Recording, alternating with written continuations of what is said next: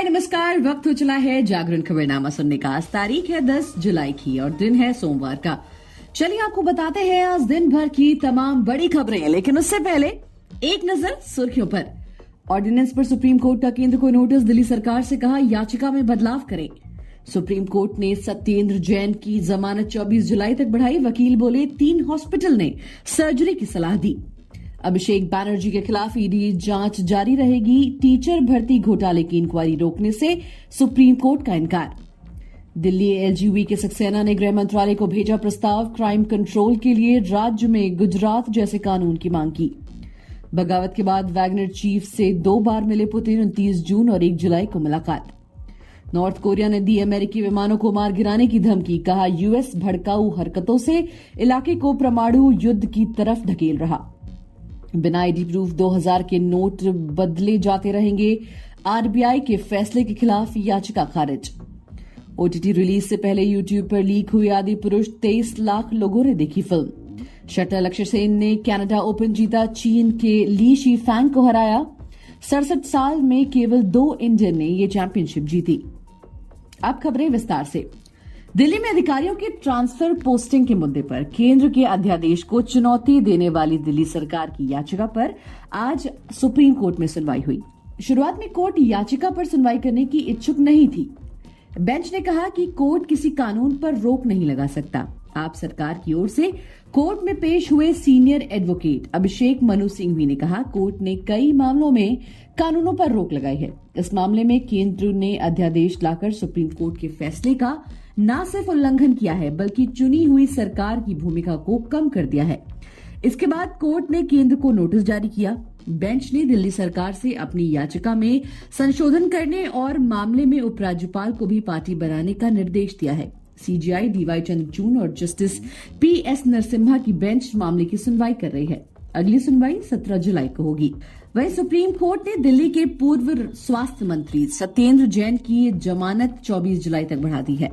मामला justice as Bopanna और justice MM Sundaresh के बेंच में था, जहां जैन की ओर से पेश हुए एमएम सिंघवी ने कहा कि 3 अस्पतालों ने जैन को सर्जरी की सलाह दी है। सिंघवी ने कहा कि उन्हें जैन की मेडिकल रिपोर्ट्स का एक सेट 8 जुलाई को ही मिला। ईडी के असिस्टेंट सॉलिसिटर जनरल राजू ने रिपोर्ट्स पर संदेह जताया, जिसके बाद जस्टिस बोपन्ना ने सिंघवी से सभी 3 हॉस्पिटल की रिपोर्ट उन्हें भी देने का आदेश दिया।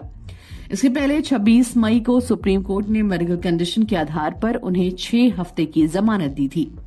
11 जुलाई को उनकी जमानत का आखिरी दिन था। जमानत याचिका पर सुनवाई के दौरान कोर्ट ने कहा था जैन प्राइवेट अस्पताल में इलाज करा सकते हैं, लेकिन किसी भी गवाह को प्रभावित नहीं करेंगे, न ही दिल्ली के बाहर जाएंगे। जो भी इलाज करवा रहे हैं उसकी रिपोर्ट 10 जुलाई तक पेश करें। वहीं सुप्रीम कोर्ट ने सोमवार को तृणमूल सांसद अभिषेक बैनर्जी के खिलाफ चल रही प्रवर्तन निदेशालय की जांच रोकने से इनकार कर दिया। ईडी बंगाल में हुए स्कूल भर्ती घोटाले की इंक्वायरी कर रही है। कलकत्ता हाई कोर्ट ने 18 मई को ईडी को अभिषेक बैनर्जी को पूछताछ के लिए बुलाने की इजाजत दी थी। बैनर्जी ने इसके खिलाफ सुप्रीम कोर्ट में अपील की थी। सोमवार को इस पर सुनवाई पूरी हुई।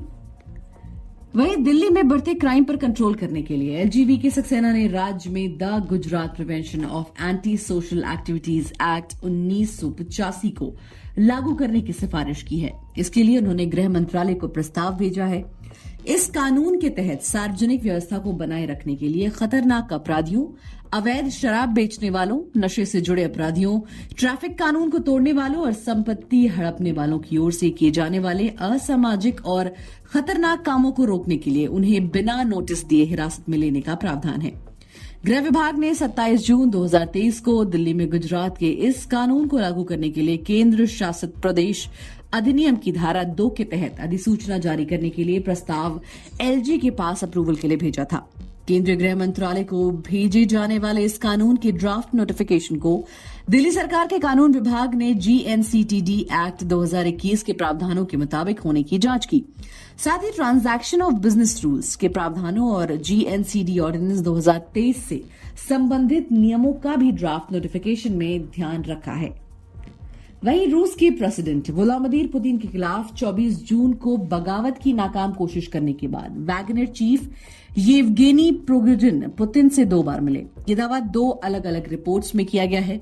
एक रिपोर्ट के मुताबिक प्रिगोजिन और पुतिन की पहली मुलाकात बगावत नाकाम होने के ठीक 5वें दिन यानी 29 जून को मॉस्को में हुई थी। दूसरी रिपोर्ट में दावा किया गया है कि विद्रोही नेता और पुतिन की एक और सीक्रेट मीटिंग 1 जुलाई को देर रात हुई। इसमें प्रिगोजिन को यूक्रेन के राष्ट्रपति वोलोदिमीर ज़ेलेंस्की के कत्ल का फरमान सुनाया गया। पहली मुलाकात की पुष्टि पुतिन के स्पोक्स पर्सन कर चुके हैं। वहीं नॉर्थ कोरिया ने सोमवार को अमेरिका के विमानों को मार गिराने की धमकी दी है।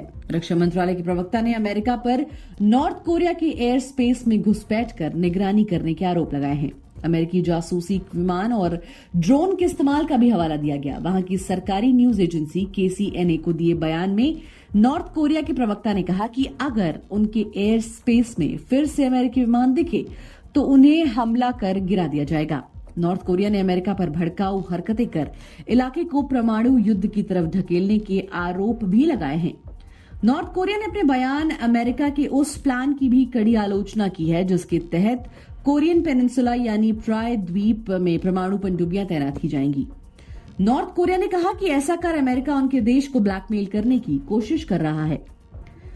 वहीं 2000 के नोट बिना किसी आईडी प्रूफ के बदले जाते रहेंगे। सुप्रीम कोर्ट ने सोमवार को वो याचिका खारिज कर दी जिसमें बिना आईडी प्रूफ के 2000 के नोट बदले जाने के RBI के आदेश को चुनौती दी गई थी।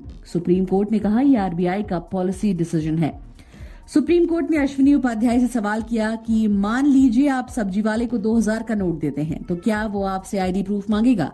वो शासन का मसला है। इस तरह से बहुत बड़े पैमाने पर ट्रांजैक्शन हो रहा है। क्या आप कहेंगे कि सभी अवैध हैं? दिल्ली हाईकोर्ट ने भी 27 मई को फैसले में कहा कि ये RBI का पॉलिसी डिसीजन है जिसमें अदालत को दखल नहीं देना चाहिए। अश्विनी उपाध्याय ने दिल्ली हाईकोर्ट के फैसले के खिलाफ सुप्रीम कोर्ट में अपील की थी। उन्होंने सुप्रीम कोर्ट से बाहर 2 अर्जेंट हियरिंग की अपील भी की थी जिसे अदालत ने खारिज कर दिया था। मनोरंजन जगत की बात करें तो फिल्म आदि पुरुष बॉक्स ऑफिस पर फ्लॉप रही। नेगेटिव माउथ पब्लिसिटी और कोर्ट केस के बाद अभी फिल्म ऑनलाइन पायरेसी का शिकार हो गई है। प्रभास, कृति सेनन और सैफ अली खान स्टारर ये फिल्म हाल ही में यूट्यूब पर लीक हुई। हैरानी की बात यह है कि इसे लाखों लोगों ने देखा। एक रिपोर्ट के मुताबिक कुछ पायरेसी वेबसाइट्स पर लीक होने के बाद ये फिल्म यूट्यूब पर भी लीक हो गई। फिल्म इस प्लेटफॉर्म पर HD क्वालिटी में अवेलेबल थी और ऐसे में इसे 23 लाख व्यूज मिले। हालांकि कुछ ही घंटों बाद इस लिंक को डिलीट कर दिया गया और फिल्म वेबसाइट से हटा दी गई। ओम राउत निर्देशित फिल्म आदि पुरुष अपने विवादित डायलॉग्स के चलते बुरी तरह क्रिटिसाइज की गई। कई तरह की कंट्रोवर्सी झेलने के बाद हाल ही में फिल्म के राइटर मनोज मुंतशिर ने लोगों के इमोशंस हर्ट करने के लिए माफी मांगी। खेल जगत की बात करें तो लक्ष्य सेन ने कनाडा ओपन में मेंस सिंगल का खिताब जीत लिया है। लक्ष्य ने देर रात कैलगरी में हुए फाइनल में ऑल इंडिया चैंपियन चीन के ली शीफैंग को हराया। कांटे की टक्कर में भारत के युवा शटलर को 21-18, 22-20 से जीत मिली। वुमेन सिंगल्स में जापान की अकाने यामागुची चैंपियन बनी। उन्होंने देर रात हुए फाइनल में थाईलैंड की रत्चानोक इंतानोन को 21-19, 21-16 से हराया। यामागुची ने सेमीफाइनल में भारत की PV सिंधु को हराया था। 1957 से खेली जा रही कनाडा ओपन चैंपियनशिप में मेंस सिंगल का खिताब जीतने वाले लक्ष्य दूसरे ही भारतीय बने। उनसे पहले 2016 में भी साई प्रणीत ने मेंस सिंगल का खिताब जीता था। 2016 में ही मेंस डबल्स में मनु अत्री और बी सुमित रेड्डी की जोड़ी ने भी खिताब जीता था। 2015 में विमेंस डबल्स में ज्वाला गुट्टा और अश्विनी पोनाप्पा की जोड़ी ने खिताब जीता था। इसी के साथ आज के लिए फिलहाल इतना ही। देश और दुनिया की बाकी खबरों को जानने के लिए सुनते रहिए जागरण खबरनामा।